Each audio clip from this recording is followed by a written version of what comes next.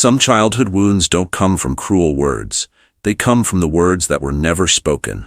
A child runs into the room excited to share a drawing. No one looks up. A child starts crying after getting hurt. No one asks what happened. A child waits, hoping someone will notice the sadness behind their smile. Nothing dramatic happens. No one screams. No one leaves bruises. Yet something inside that child quietly begins to disappear. Many adults spend years wondering why they struggle to trust love, why asking for help feels almost impossible, or why they constantly believe they're asking for too much. They blame themselves for being anxious, overly independent, or emotionally distant. But sometimes those aren't personality traits. They're survival strategies created by a child who learned that being seen was never guaranteed. Psychologists often talk about emotional neglect as one of the quietest forms of childhood trauma. Not because it hurts less, but because it leaves almost nothing visible behind.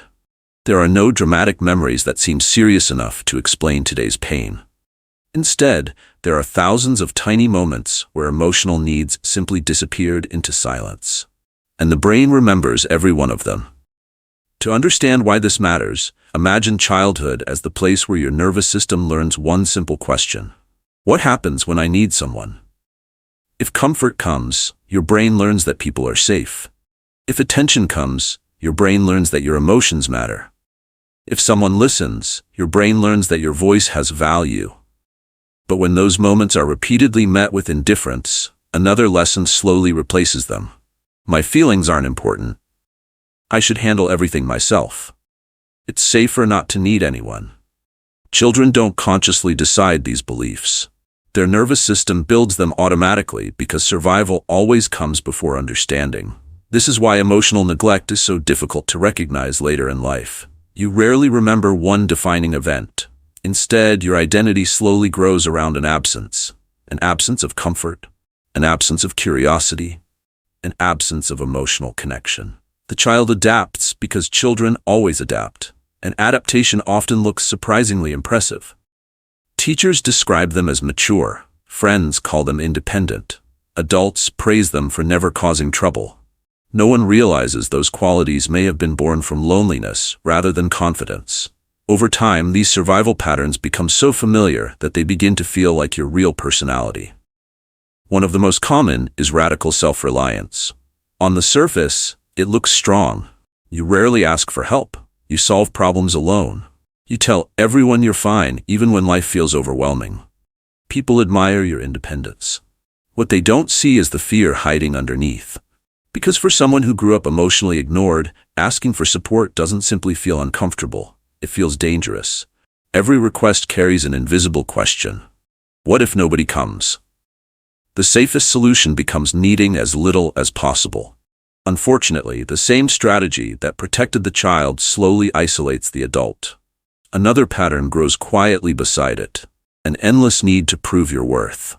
Many emotionally neglected children eventually discover that achievement attracts attention more reliably than emotion. Good grades receive praise, awards create smiles, success earns recognition. Slowly, the brain reaches a heartbreaking conclusion. If I accomplish enough, maybe I'll finally deserve love.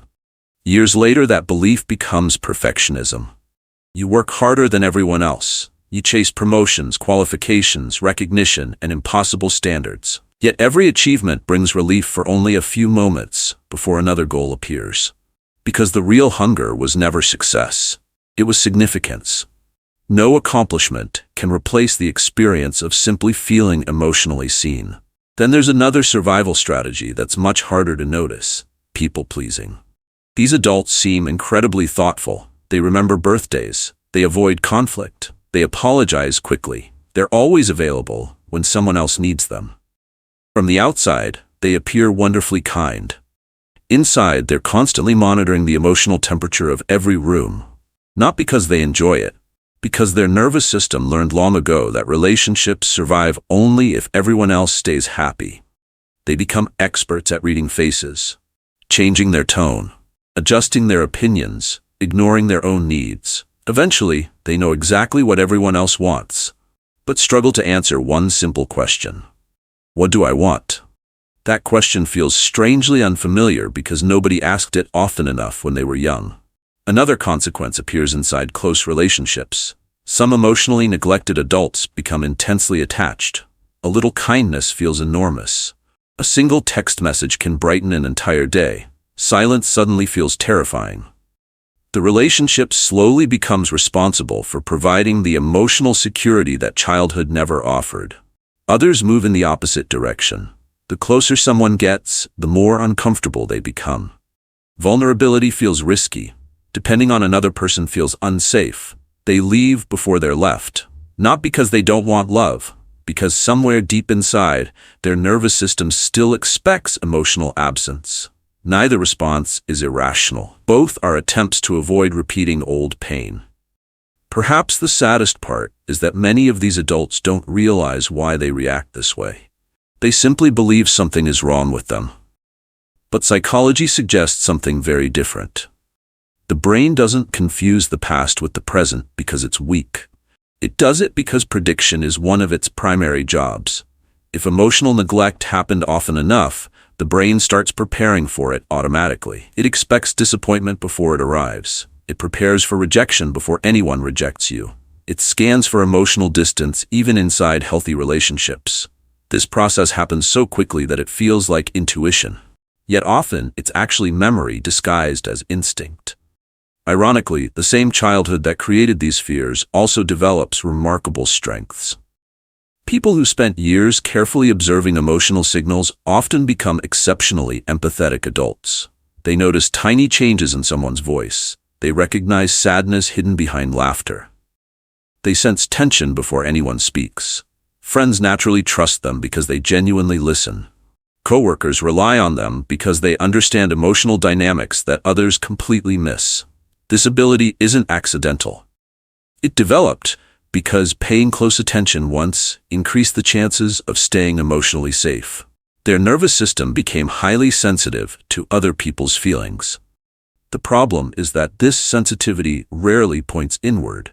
They become extraordinary at understanding everyone except themselves. They comfort others effortlessly, yet struggle to believe anyone could sincerely comfort them. They carry emotional burdens quietly because asking someone else to carry even a small part still feels unfamiliar. This creates one of the deepest paradoxes of emotional neglect. The people who make others feel most understood often spend their own lives feeling invisible. Fortunately, psychology doesn't end with diagnosis. It also offers hope. Modern neuroscience has shown that the adult brain remains remarkably adaptable. The pathways created by childhood experiences aren't permanent sentences. They're patterns. And patterns can change, not overnight, not through positive thinking alone, but through repeated emotional experiences that teach the nervous system something completely new. That safety can exist. That needs don't automatically push people away. That vulnerability isn't always followed by rejection. Healing rarely begins with dramatic breakthroughs. It begins with very small moments. Moments where you stop apologizing for existing. Moments where you allow someone to help you. Moments where you recognize your emotions without immediately judging them. Each small experience quietly challenges beliefs that may have existed for decades. Little by little, the nervous system collects new evidence. My feelings matter. My needs are allowed. I don't have to earn the right to be loved. Those sentences may sound simple, but for someone who grew up emotionally unseen, they can change an entire life. Because healing isn't about becoming someone new. It's about giving the child inside you the emotional experience they should have received from the very beginning. And perhaps the greatest act of healing isn't only changing your own future. It's making sure that one day, when someone you love reaches out with excitement, fear, sadness, or joy, they won't be met with silence. They'll be met with your full attention. Sometimes that's all a child ever needed, and sometimes it's still exactly what the adult inside us is waiting for.